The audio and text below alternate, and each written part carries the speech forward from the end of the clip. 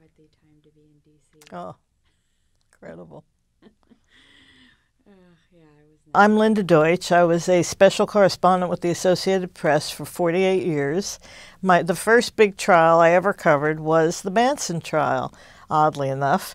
Talk about starting with a trial by fire. It was amazing, and it has pretty much shadowed me for the rest of my life. Back up a little bit. Today, yes. Involved 2 counts of concealing stolen property and 1 count of vehicle theft.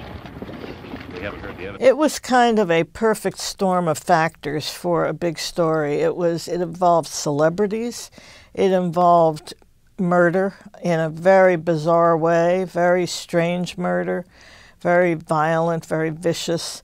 It involved what was going on in society at the time. It happened in the 60s. It was kind of the end of the era of flower power and hippies and love and peace. You know, it was suddenly throwing this in your face that violence is out there. Cares? Yeah, well, she doesn't know. That's up to her. She hasn't got anything to do with me. But don't you have any feelings about it? Feelings? All my feelings are good. This is a chance. The sun was out this morning. You notice it? Manson's message was captivating to the young people because they were so young and impressionable and had no belief system of their own. And they were all troubled in one way or another. He picked up kids this was his gift, was the people that he chose to follow him. His gift, his maniacal gift. He chose people who had trouble. They were either on drugs, or their parents had kicked them out for being incorrigible, or they were just, not finding their way in the world. And so he picked up those people. One of them was as young as 14, and took them in a bus and took them to this ranch where he had his commune set up.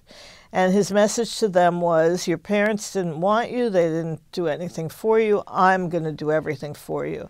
And he set himself up as kind of a Christ-like figure.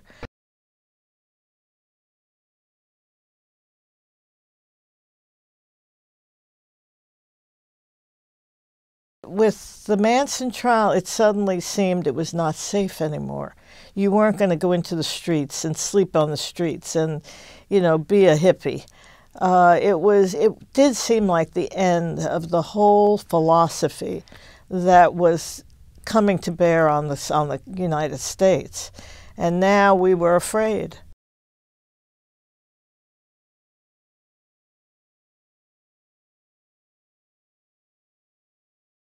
I never saw the mystique. It was not present in court. He was just a little sawed-off runt, a guy with long hair and an overinflated sense of himself who carved an X in his forehead and then turned it into a swastika. He had a great sense of the dramatic, and that was what drew attention to him. There never has been anything like it before or since.